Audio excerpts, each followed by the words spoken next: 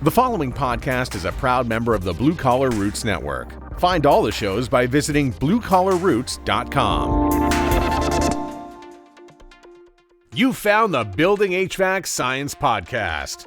Here's the host, Bill Spohn. Welcome back to another edition of the Building HVAC Science Podcast. Today we'll be speaking with my friends Ted Kidd and Nate Adams. Ted and Nate are both very intimately involved in the home performance, building science, building performance market, do a lot of residential work together, developed kind of a scheme, a way of generating business.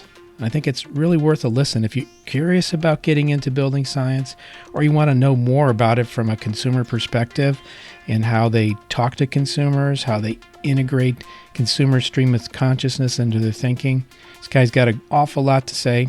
It's a fun interview. Hope you enjoy it. Today we're going to be talking about a topic with two friends of mine, Ted Kidd and Nate Adams. Guys both have nice short names, so it's easy to pronounce, easy to remember, easy to fill in the blanks. And we're going to be talking about making home performance the norm, not the exception. That's going to be sort of our theme today. And I want to introduce you, Nate and Ted. Welcome to the show. Thanks for having us. Yeah, thanks, Bill. You're welcome. So just for a point of orientation, tell us where you're from and where you do your work, and then we'll get into more about what your work is in a little bit. So go ahead. We'll go alphabetic this time. Nate, you're first. Last name Adams. Okay. Am I sitting in the front right of the class like I always did in school? You are. Ted and I really practice together. I end up doing most of the footwork now. I live and work in Cleveland, Ohio, and we help homeowners solve problems in their homes that are bothering them through a fairly long and involved process that also comes with high closing ratios and a pretty high average sale, the average sale being $27,600 since I adopted this process. And Ted was the one that invented it and taught it to me. Got it. Ted, what's your background? Where are you working? So, I'm in Rochester, New York, and I went through the NYSERDA training. I've written a little blurb here if you want me to read it. My background is economics and financial planning. I have a residential real estate for over 30 years, which has impacted my perspective. In the 90s, I became a student of the Sandler Sales Institute, which is the basis of our approach to consultative sales. And so this is really important. Nate and I keep going back to Sandler, and he's sort of a hero of both of ours. And then in 2008, after a bunch of indecisiveness, I signed up for the Building Performance Institute building analyst class in Syracuse. That broke a lot of my false preconceptions about how homes perform. From that course, I immediately signed up for the BPI envelope in March, and then the BPI heating in April, and then the heat pump cooling class in May. After that, I hired a company to come audit my house. The process was baffling and somewhat half-assed. Ironically, when they found out about my coursework, they recruited me. What they really wanted was to sell insulation and HVAC. What I really wanted was to play with a blower door, and they gave me a blower door as part of the deal, so that was pretty happy.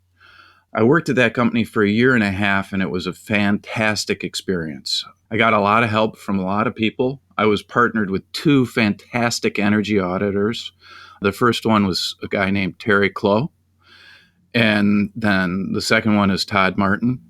I'm friends with these people today. I convinced the ownership that we needed to sell energy audits after getting exhausted trying to perform these half-assed audits to 10 homes a week for free. And one of the things that ended up happening is Hal Smith, who's the owner, had frequently repeated, ask forgiveness, not permission. So I basically started selling audits after he said it was a thing that couldn't be done. And shortly thereafter, the company switched to doing that. My average project in the year and a half was $16,300. I think the state program average was $6,500 at the time. 8 years later, Nate and I basically sell energy audits. Our average project is $27,600 with no governmental help. And I don't think the New York program has increased the average sale meaningfully. So if they have, it's due to free money. By going after more low income and poor, they've driven the portion of the project covered by incentives way up. In other words, for the $6,500 average 2008 project, their consumer incentive was $650 or 10%. Now I think they may have $8,000 projects, but I suspect they're paying maybe $3,000 of that. So they're pretty good at obfuscating, but anybody who likes numbers can find out the true numbers. The program has been in slow motion collapse ever since free audits, which put me out of business because I was in the business of selling audits, and you can't sell a free audit. Right. I remember you talking about that a lot online. That's sort of where I met you, through some online forums and postings and things like that. So just taking it back a couple steps, recognizing that the entire audience may not be familiar with what NYSERDA is. That's the New York State Energy Research and Development Authority. And they cover the whole state. And correct me if I'm wrong, they cover the whole state, but a number of different programs. This isn't their only thing. This is one of the things they do. Is that correct? That's correct. And they have a state energy program that touches, is it low income? What are sort of the bounds of this program? Now my understanding is that weatherization, I'm a little bit away from it, but we had an assisted home performance and then straight home performance. And now my understanding is that weatherization can fall in below the assisted home performance. And weatherization basically is $7,000 of free money for people with very low income. Below 60% of the median income qualify for weatherization, if I get that right. And then 80% of median income qualify for assisted. Assisted pays for half. It used to pay for half up to $10,000. Now it pays, I think, for half up to $8,000. And then they have attractive financing, some financing through on-bill, which I lobbied hard for and am a fervent believer in. I love the on-bill premise because it keeps your energy infrastructure cost with your energy bill. And so it has sort of a built-in transparency of cost to it. Probably coming from my economics background, I want all my numbers together. Yeah, I said the word finance earlier, and now you said it again. So I see the thread developing there. Well, and I'm a bit Aspergian, so numbers are kind of God to me. Okay. You see them when you close your eyes, maybe even before you close your eyes. So the program in New York, we got a picture on that.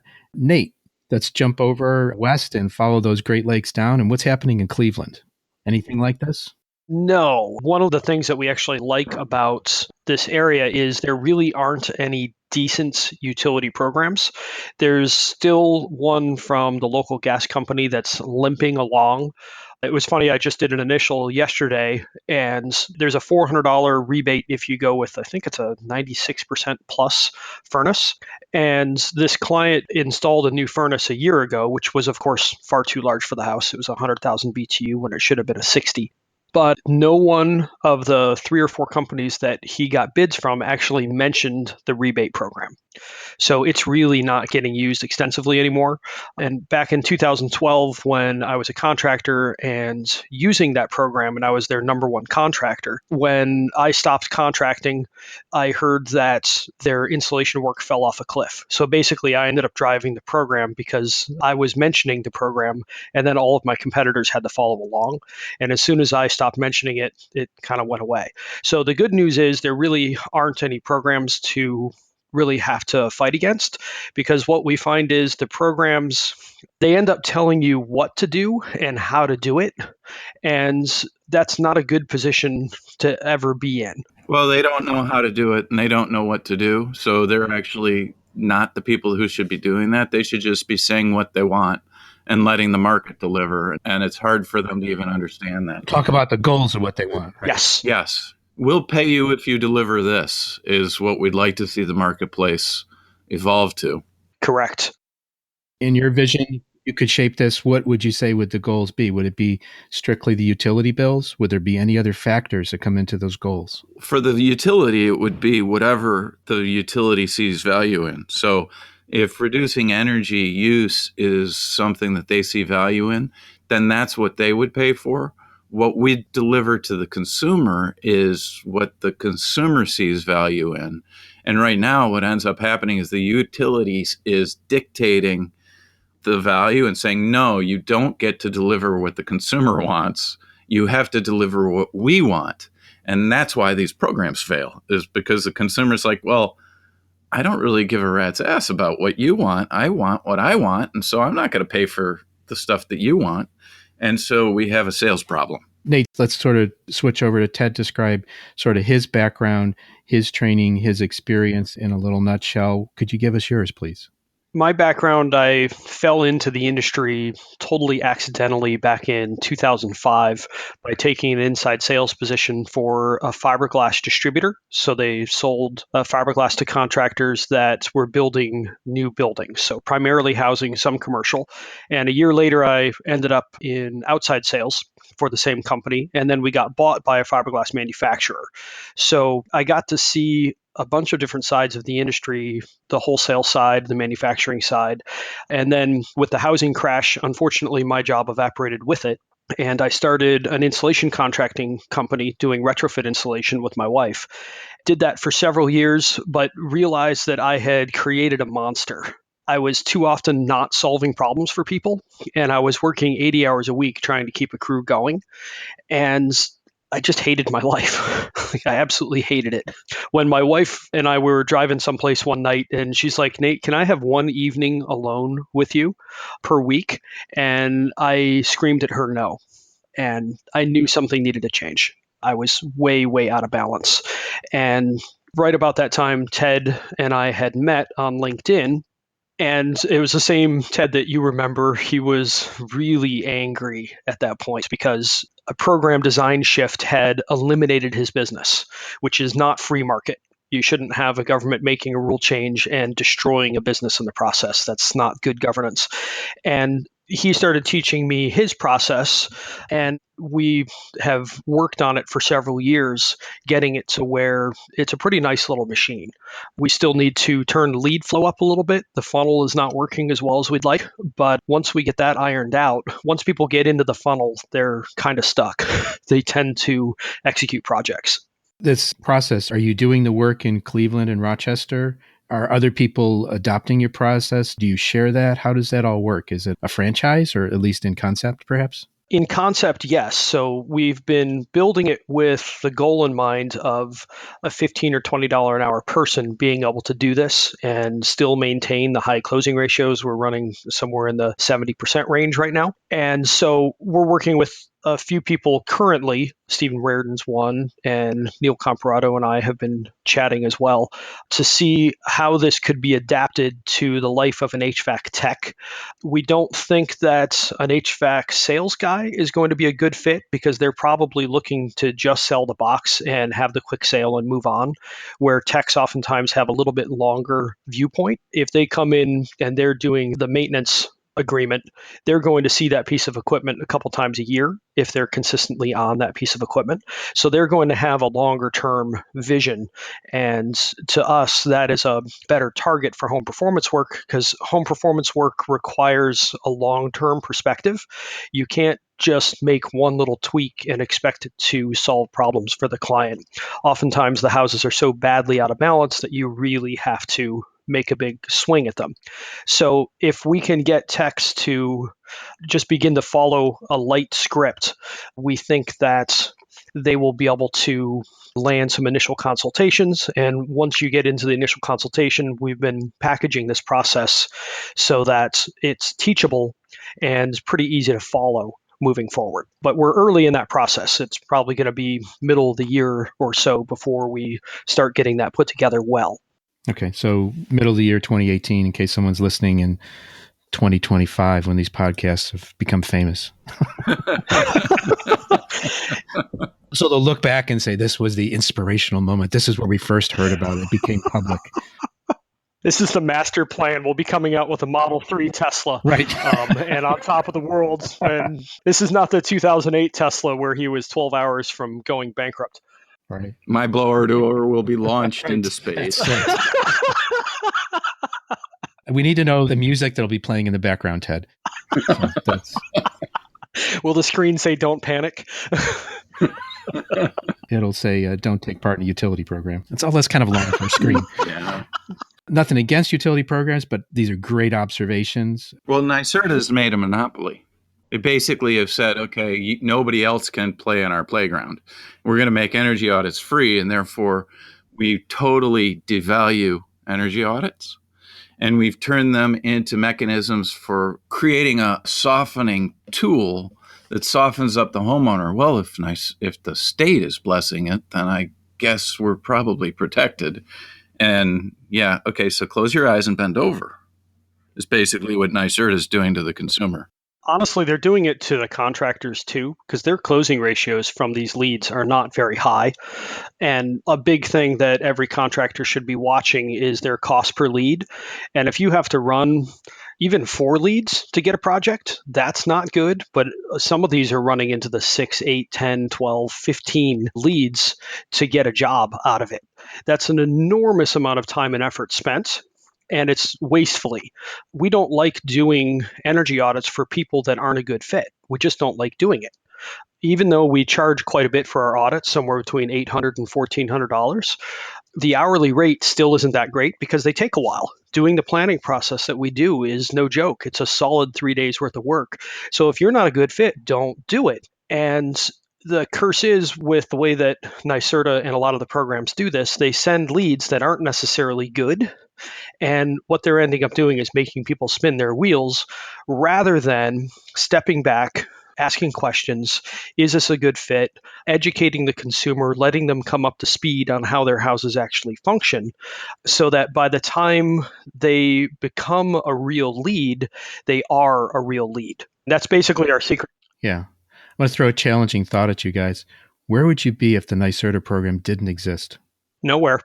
I went to BPI classes, 75% funded by NYSERDA. So the classes were $1,000 a piece. The tuition was 75% funded. I had to pay to go stay in Syracuse for a week, and I learned a tremendous amount. And I got really lucky because I was there in 2008, which is before things sort of really hit the fan and went askew. With the ERA funding, the Recovery Act funding, is that what you're referring to? I think the ERA funding was part of it. I also think there was some turnover where the original people, the original designers who understood all the subtleties left. And then you got new people that didn't understand, why is this toothpick here? I don't think we need this toothpick. They would take the toothpick away and now the whole thing collapses. So that was a real problem. A lot of situations in life, I think I'm a little bit older than both you guys, but a lot of situations in life, sometimes you need something to focus your attention on to build something better. Mm-hmm. And that's, I think, what you've done here, which is great. And it's great to have this dialogue and to have sort of this dynamic tension that will make people think about it. I know a few people in the industry, and Ted, you're one of them, that you need to have an opinion when you talk to or listen to Ted. He's going to push you one way or another, but he's going to get you off of dead center. He's a polarizer. You're going to be driven towards one magnetic north or magnetic south, but you're going to be moving, and that's the objective. So kudos to you guys for what you're doing. People just need to take a breath and learn and understand and see where they fit in this whole picture. You're talking about the sales lead process needs to get better. And for our listeners that don't know, Nate was actually my first podcast guest. I think it was episode 1, perhaps? 3. 3, okay. You did 2 on your own, and then I was the first guest. Yeah. We're approaching 20 now. And in that period of time, you had been working on and released a book, which I think you have an intention for that to be helpful as a lead generator, because I think all 3 of us agree, in order to have a business, you need customers. This kind of business that No, you just need a trust fund, right, Bill. That's right. You know where I can get one of those? But you need to have customers who care and have a passion. And this is something I spoke about the other day on my podcast. And you need to have contractors who care and have a passion. You need to cultivate that passion. You need to provide easily accessible tools, stories, pathways. Why don't you guys, Ted, there's some of you in Nate's book. Why don't you talk about the home comfort book, please? Well, I want to say something first. I think one of the problems in home performance is it's not viewed as a sport. In sport, you have competition and you keep track of numbers. But also in sport, you have rules. And so part of what prompted Nate to write this book is it's kind of the rule book. We need to have everybody understand some of the basics of building science. And if the homeowner understands the basics of building science and the contractor's sales people also are running on that same rule book. Now we can actually go out on the playing field and start kicking the ball around and have hope of having an interesting game. And what we're finding is home performance contractors are buying cases of these books to give to their salespeople. Nate's intention for the book looks like it's playing out. It's very exciting. Gives me goose pimples.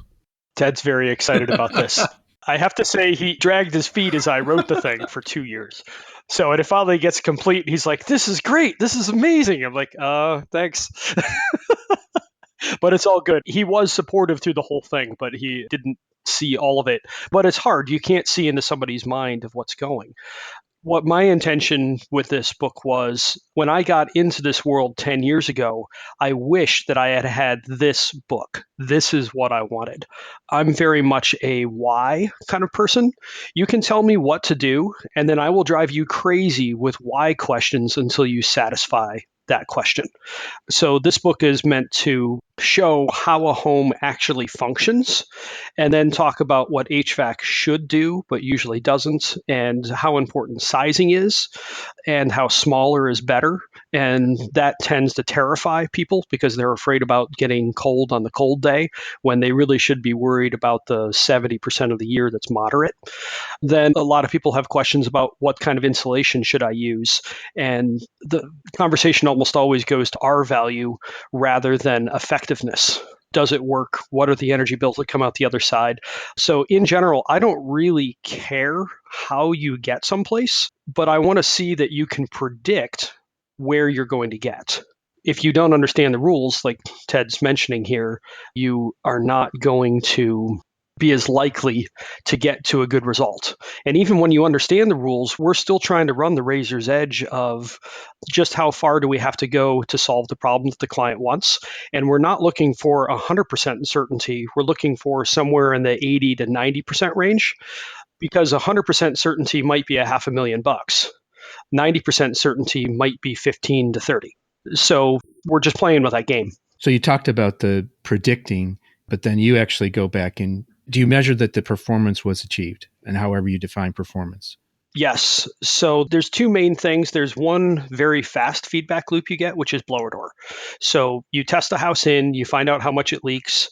Through our planning process, we make typically 2 or 3 blower door prediction numbers. So this is where we need to get to for this energy model to actually happen. And for our sizing to be appropriate. Yes, and for the sizing to be right, because load calcs are heavily dependent on blower door. Like 30 to 70% of load is air leakage. So if you don't know that number, you're going to guess high because you don't know literally half the puzzle. So you have to guess big. But with the blower doors, we find out where we land after we choose a target with the client. And usually we beat the tar out of them, but sometimes we don't. I think I've missed on 3 projects, and a couple of them fairly big whiffs. They'll be okay, but if you don't predict and then see where you land, you aren't going to know. And then we do the same thing. So before, predicted, and after with energy use. Because energy use, people don't generally care about that much, but it's a good proxy for success. Predictive accuracy. It's all about predictive accuracy, right? So even if they don't care about the energy savings, if we predicted $400 worth of energy savings and we get 425 or 370, then variance can be behavior or weather or whatever. One point I want to go back to, Nate, you mentioned 30 to 70% of load is leakage. That sounds like it's a huge miss if you're not doing a blower door test. If you're doing any project of scale, any HVAC project. You have to have a blower door test if you want to be any good at this. But I want to go back to that 30 to 70%. Is that based upon some statistic, a report, or experience? Oh boy, you had to ask that question. I remember reading it years ago. It probably was in like John Krieger's book, Residential Energy, something along those lines. But we've also seen it in our models. So if you take a house from 4,500 CFM 50 to 1700 CFM 50 and you've got the load calc for both of those, it's pretty easy to see that you cut the load calc in half. You have evidence of those kind of blower door tests, I'm sure, because I've seen it too in the houses I've lived in. That's fairly typical. What we're doing is a 4500 to 1800 type of reduction. Yeah, that's a pretty common sort of setup. So really the only way to truly figure it out is to take your load calculation tool and take it off of the very leaky to very tight settings and try putting in numbers. In the third chapter of my book, HVAC 102, you can see this in effect with, it was a very old house we were working on, it was 1840, something like that. And it was tremendously leaky. It was so leaky that I actually couldn't blower door test the whole house simultaneously. It was beyond the 16,000 CFM 50 that it will extrapolate to. The blower doors only measure about 6,000, and beyond that, they start to extrapolate. But then the extrapolation ends at 16,000. This house was that leaky, and we saw tremendous swings in the load calcs. So the house required something like 90,000 BTUs when it was loose and also uninsulated. So the other thing here is if you have a house that's reasonably well insulated, so you R11 in the walls, R11 in the attic, the air leakage becomes a huge piece of load. When we modeled that house fully insulated, we got its load down to where a 3-ton heat pump would do the trick. So pretty amazing from a 90,000 BTU house. Yeah. You talk a lot about HVAC sizing, load calculations. Are either of you HVAC contractors, or how do you integrate that in with the work that you do? Ted, go first. No, we're not actually. I worked for one, sort of like saying I slept at a Holiday Inn Express last night. What we're doing is we are actually standing behind the homeowner and then letting the homeowner have the relationship with the contractors, and then giving the homeowner guidance on how to manage that relationship. And if the homeowner doesn't have any preference, we know people that we have pretty good confidence in. When we do our budgeting with the homeowners, we have a pretty good idea of what things cost. And we just get one bid, which contractors really like. If their bid comes in under our estimate, they get the job. If it comes in over our estimate, somebody made a mistake. Either we made a mistake with our numbers, or the contractor made a mistake with their numbers, or we need to get another bid. And by doing this, a bunch of really good things happen. The contractors have very high closing ratios when they come do bids for us. And we don't work them to squeeze $100 or $200. Oh, what can you do? Can you sharpen your pencil? We don't do that, because what we found is there are always things that come up in jobs that are unforeseen. And if you squeeze the contractor's margin out of a job, then he doesn't have any room to do those little things, those little favors that you ask of him. Now the whole job comes to a screeching halt, and change orders have to be figured out, and pricing and all the rest of that stuff. And it's really friction to the implementation. And so part of our philosophy is, how do you remove pointless friction points? And the way you remove it is by not being obsessively cheap. Yeah. You need to have capital to be able to flex and adapt to the situation, to be able to adjust. And you guys deal with existing homes, so there's a lot of unknowns. Is that true? I mean, do you deal with any new homes? A handful. Yeah, we do. There's still unknowns there too, because unless it's a factory built home with modular construction and certified factory, or not even certified factory, but just in a factory, field built means that there's a lot of room for variation. I'll just use that word in quotes. I like this concept of pointless friction points. That's a very interesting phrase there. Ted, what you just described there was probably a large element of your consultative selling process, where you're standing there behind the owner, being a consultant to them, sort of watching the numbers, having a lot of experience with these things with contractors, and knowing what can and can't be done, but not actually executing, but not to take away from your experience with people that have executed products. Well, it's interesting because Nate is actually on these jobs sort of as project manager and helper. But the way that payment works doesn't come from the contractor. While it comes from the homeowner, it doesn't go to the contractor. The homeowner pays the contractor directly, and then the homeowner pays us directly. And this is by painful experience. We are continuously trying to squeeze conflict of interest points out of our system also. And if you are at all in between the contractor and the homeowner, that puts you all kinds of hidden, subtle conflicts arise, and they put you in a bad position. Whereas sometimes you have to take the club out and beat a contractor over the head. And it's really hard to do that if he's your sub. It's much easier to do that if you're standing behind the homeowner and you're saying, so I'm back here. I'm the big brother behind the homeowner, and you really would like me to stay here. Because if I step around the homeowner, things are going to be unpleasant for you, and we all want things to be pleasant. And to be fair, that hasn't had to happen very often, but both of my early HVAC projects were an issue with this. So I got walked over on the very first one, which we pulled off really quite a stunt. And this is all Ted, really, not me. The very first furnace I ever sold was tearing out a 3-year-old furnace that client had paid for. And at the time, I was talking to one of the large HVAC contractors here in town. They were the ones that executed the replacement and also put in one that, in retrospect, I wish we hadn't done. But I asked them, okay, so you're a third generation company. How many times have you ripped out a 3-year-old furnace that client paid for? And they looked at me and said, never. I'm like, well, that was my first sale. Wow. This is his first furnace sale ever.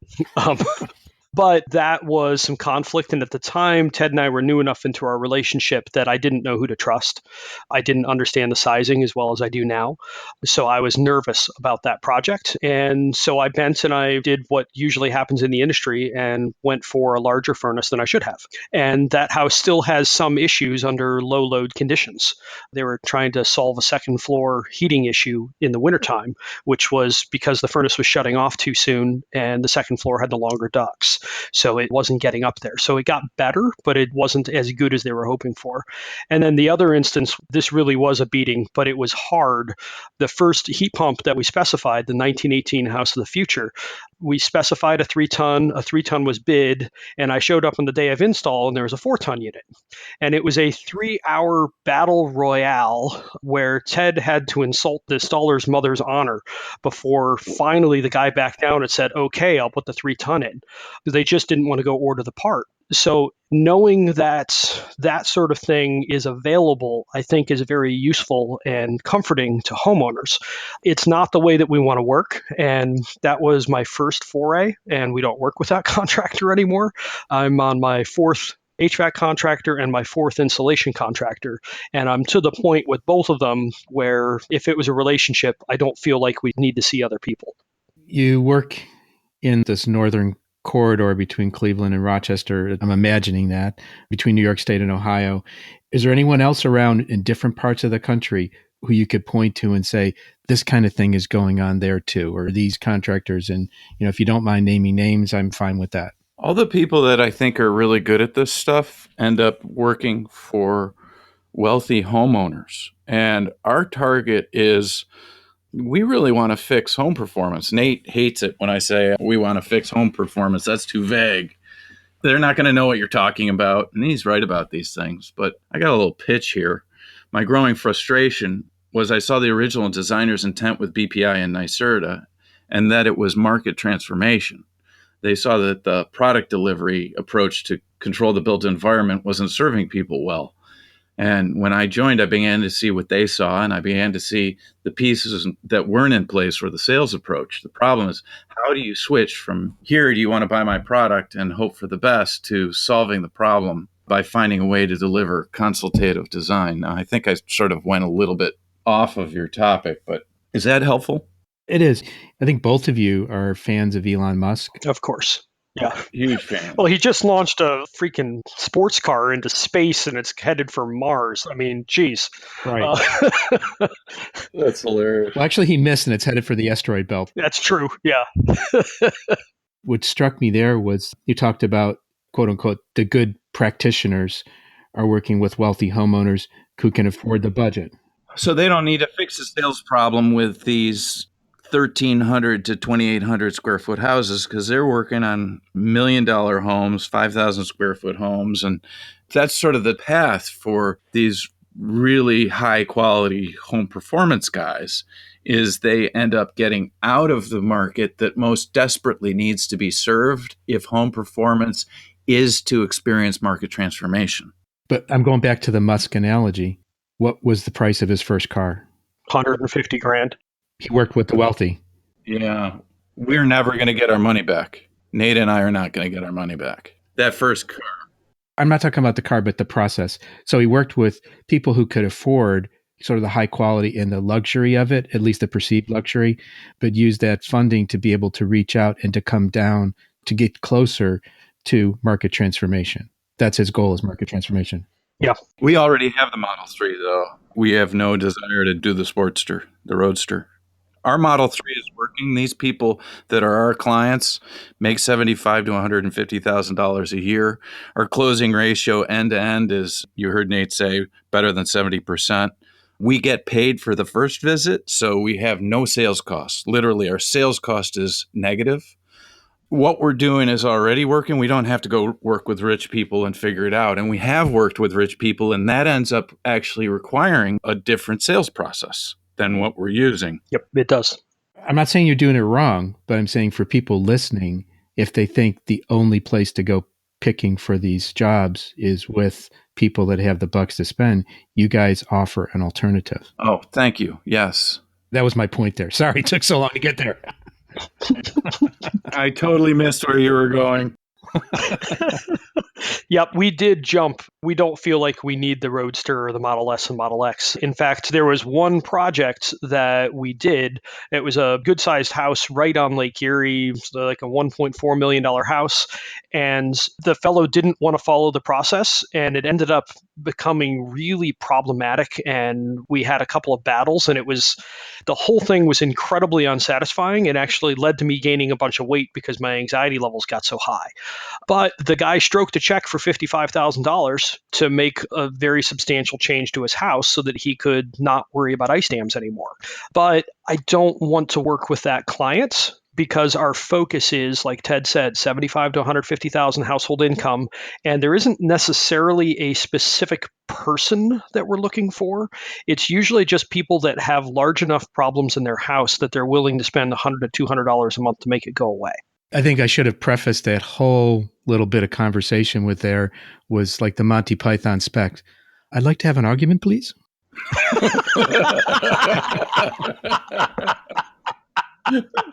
Well, you want a big done, argument Bill. or a small argument? Small arguments are 3 pounds today. Okay, so £1 for a 5-minute argument and only £8 for a course of 10. Yeah, okay. All right. Laughter's a good thing. So we're having fun here. It is. Oh, we are. Well, we all like each other. That's the key part. You do a great job with these podcasts. You just do a great job. I'm having a ton of fun, really, here. Anywhere you'd like to take this conversation, a different path here? I mean, we talked about the Home Comfort book.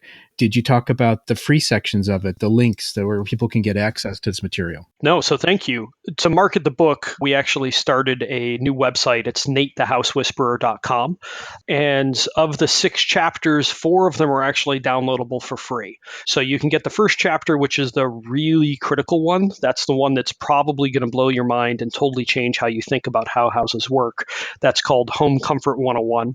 HVAC 101, which basically takes the HVAC system in your car, which is actually a really, really nice HVAC system. You've got fresh air, you have variable fan speed, you have variable heat output, cool output, you have dehumidification on demands. Like there's all these things that system does that I wish a house would do. And typically our houses, if we do HVAC upgrades, end up with those capabilities. But all of those are talked about in a way that's very easy for a homeowner to understand. And for an HVAC contractor, that should really help increase your ticket size. In fact, one fellow here in Cleveland uses that chapter as a download on his website, and he gets 3 to 8 leads a day off of it. And he's seen it help his ticket sizes. So it reduces friction for people buying some extra items. So going with a higher line model, buying a dehumidifier, buying a better filter, all that sort of thing, the friction's reduced. So that's available for free. as well as a chapter on lighting and how to buy efficient light bulb you actually like, and then a chapter on bath fans. So, how to buy and install a bath fan so that it will actually work and not cause mold. So, all those are available for free on the website. If you want to purchase the book, there's a print copy and then there's a digital copy, and those are also there. And then that is where I'm actually moving my blogging focus and my YouTube and video blogging focus. I won't be doing as much on EnergySmartOhio.com anymore. It's going to be moving more so to Nate the House Whisperer. We're contemplating doing a weekly question and answer video session. It'll be the Nate and Ted show, Got it. kind of like what you're getting here. That's very cool. Nate the House Whisperer really is the hub for the information now and on an ongoing basis. Yes. And I'm looking at it now online, and it is very well laid out for people listening. Nate the House Whisperer. Well, and hashtag electrify everything should take people to it, because one of the things that we're also doing in an environment with incredibly low natural gas prices, they frack natural gas in Ohio, so gas is really cheap. We're removing just about every third gas meter on our projects. Yeah, it's pretty insane. And we're giving clients more comfortable homes with pretty similar operating costs. Sometimes they're lower, sometimes they're higher. It depends. This winter will be a bit higher because of the cold snap that we had starting at Christmas. Some of these houses are going into resistance a little bit more than we were expecting. But still not to an obscene measure, particularly when you remove a gas meter. Here, that saves you $325 a year in fees. And that buys a lot of electricity. So if that heat pump ends up costing a couple $100 more for the year, you're still within range if you manage to remove the gas meter. But also to that point, the electrify everything, it's something that really isn't particularly divisive. It's actually kind of amazing that politically, energy efficiency and renewable energy, those are two things, you may have different perspectives on them, but no matter where you come from, there's typically a very favorable view of those things. The idea of electrification and running on renewable energy and not having to deal with unsavory characters on the world stage because we need their oil. If we can move away from that sort of thing, that's typically very attractive. People like the idea of being energy independent. So we started a group on Facebook called Electrify Everything. And Neil Comparetto will chuckle from the HVAC school group because he nicknamed me Mr. Heat Pump. So I get to be Mr. Heat Pump over there and begin working together with homeowners and professionals to see what the path to electrification looks like and discussing the specific things. What kind of water heater should we buy? What kind of heat pump works best? What kind of electric car is favorable? What kind of wiring do we need to do in the house for that? So getting into the practical nitty-gritty of how that work gets done, because I've found that is really missing every place that I've looked. People talk about, oh, we need to electrify this, but you ask them, well, what does that look like? And you get a dumb look. How about on-demand water heating? Can that be done with electric? No, on-demand water heating, the whole premise behind it is not very well explored. Don't bother with it. Doesn't save enough. Ted, why don't you talk about selling Navians? Well, so I'm remembering all of what a royal pain in the butt I was for Hal Smith. It were, or you mean are? Right. That poor guy. Oh, you want to sell what? We don't have, oh my God. Yeah, well, they have these buffer tanks, and it solves one of the problems of these on-demand things, because now you can yada, yada, yada, these Navians. So, trial by fire, the Navians, they're clearly the best on-demand water heater. They solve a lot of the problems, but they still don't save measurable money. And they're very expensive, and they don't save measurable energy. And so unless you have a hotel or something, and the technology for these heat pump water heaters has come so far, and tank hot water is just better. If you don't get your hot water within 5 seconds, that's a very low quality consumer experience. And we're really, really focused on the consumer experience. Everything that we do, we're trying to get ourselves to a 9 or a 10 net promoter score. And if people have to wait 30 seconds for hot water, they shouldn't be giving us a 9 or a 10. That's a bad design. And that is, unfortunately, what tankless is it gives people bad hot water experience. Plus, then they have a lot more maintenance because if they have any kind of scale in their water, these things need to be scaled on an annual basis. And the $4 a month you saved on your energy cost gets eaten up pretty quick by one service call. Right. The life cycle cost there isn't beneficial. Yeah. And the $4,000 it costs to install, you're not ever getting that back. Cool. So I haven't announced this in the podcast before, but my wife and I are planning to build something in the direction of a passive house or redo an existing house. And we're just kind of starting that process here in early February 2018. A lot of my questions may be coming from a personal bias, but I think that's cool too, because it makes it all the more real and makes it more interesting for me and questions I can dig into here. You know what? I think it would be cool for you to interview Ed Kiesel, Panorama Homes, because he reached out to us because he wanted to build better homes. And he was our first new home project. And it might be interesting for people to hear his perspective on that process. Is he up in your area, Western New York? Nope, he's close to me. He's on the other side of Cleveland from me. So I'm on the east side. He's on the west. Ed is one of the few people that I've met that I would be comfortable having him build my home. Although I don't like new homes, so we'll probably forever be buying and rehabbing. But it has an engineering background. That's what he did professionally for 10 or 15 years. And then he just bought his dad's company out. And seeing his engineer's mind work on the home building process is absolutely fascinating. The small details that he goes for are kind of mind-boggling. I don't know how he ever gets any sleep.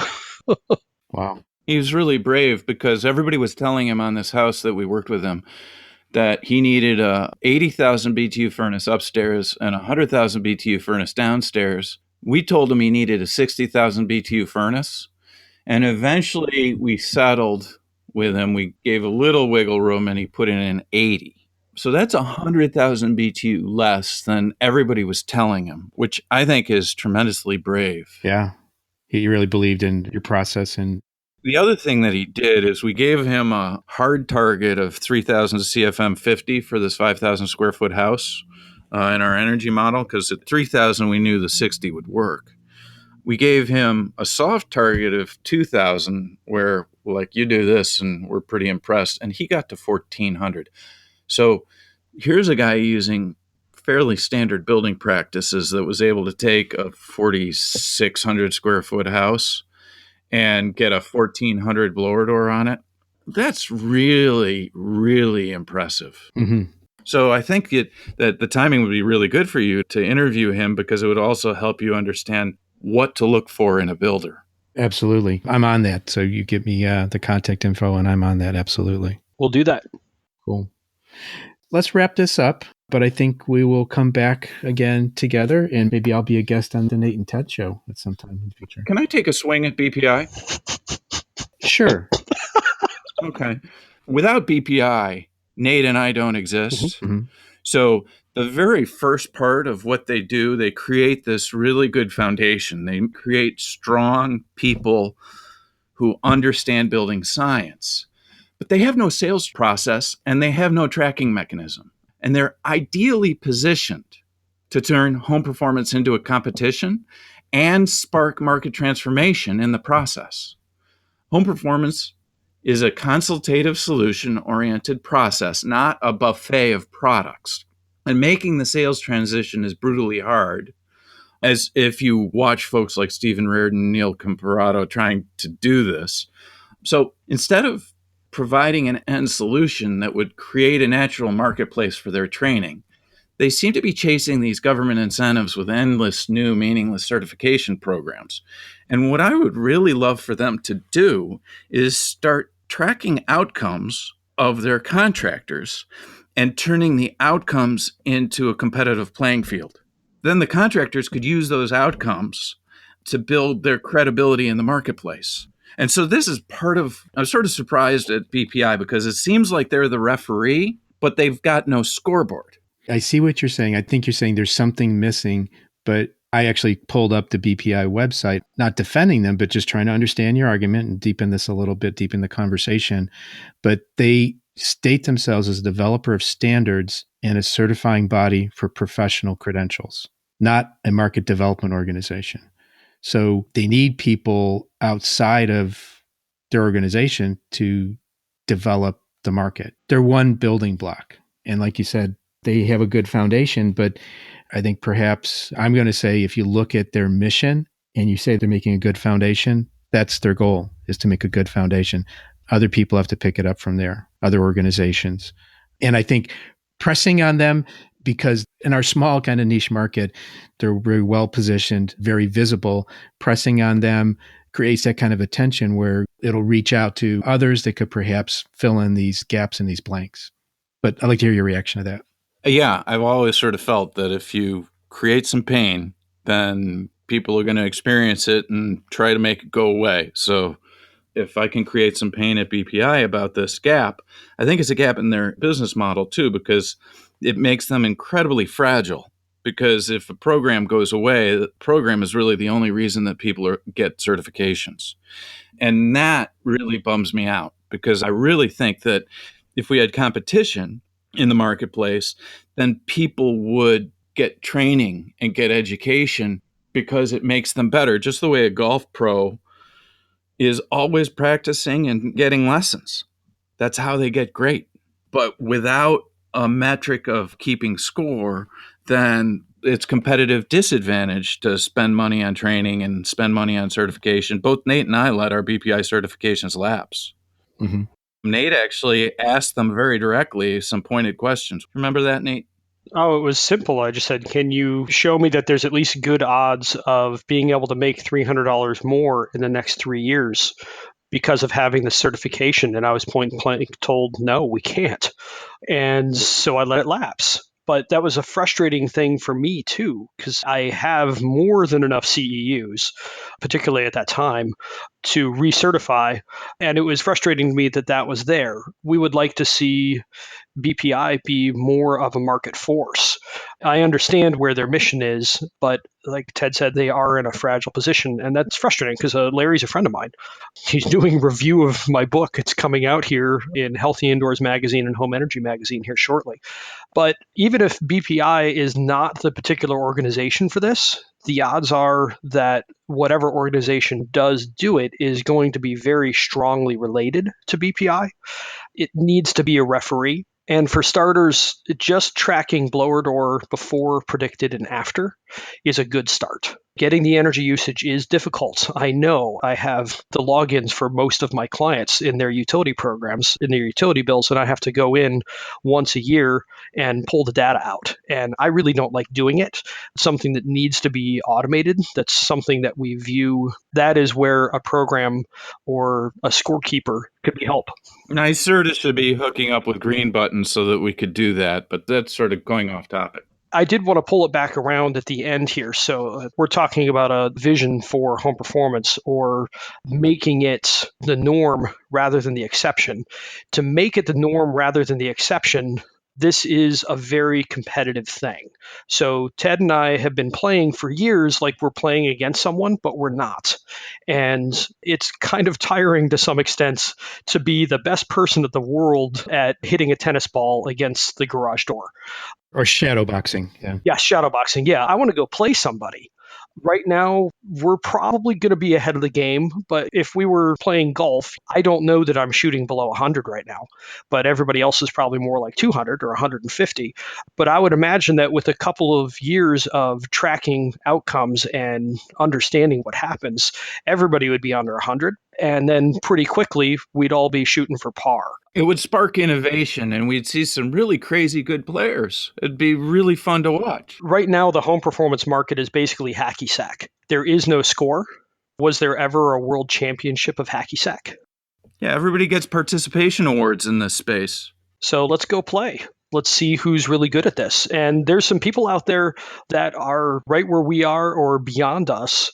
So if there's a couple of names to mention for other people to go look at as well, Mike McFarland of Energy Docs out in Redding, California, does some really insane stuff. He just built a house for his daughter, 2,400 square feet with a 3/4 ton ducted mini split as the HVAC. That's it. Wow. 3,000 square feet per ton.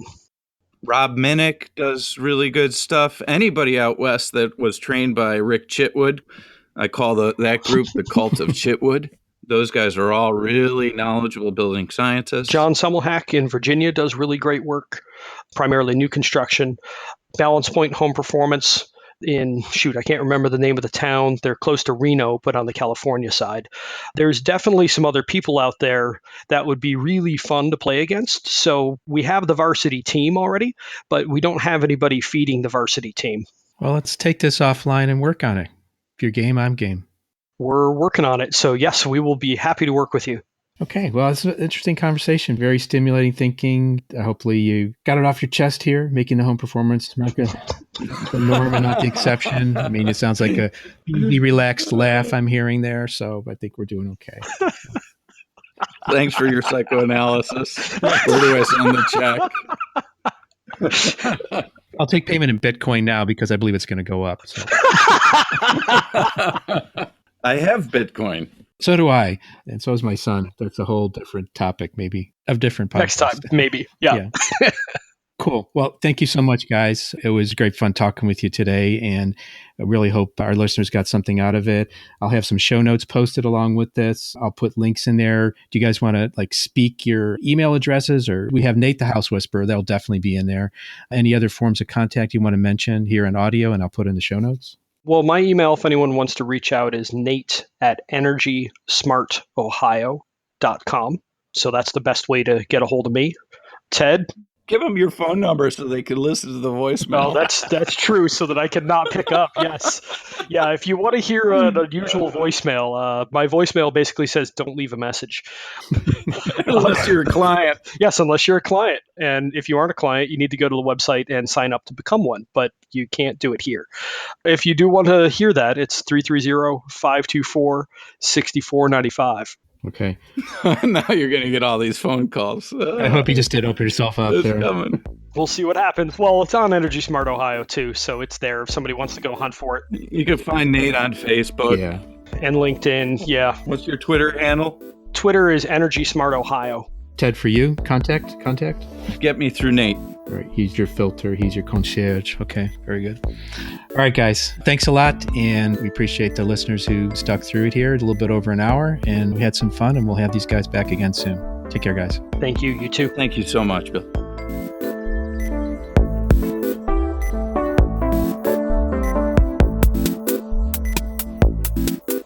Hope you enjoyed what you heard today. Ted and Nate's vision for transformation of the home performance market, kind of coming to some understandings of their own, of course, over the course of about a decade or so, and how they wish to see things continue to change. Take a look in the show notes for contact information, and you can get a hold of these guys and see if you can challenge them or figure out how you can help them.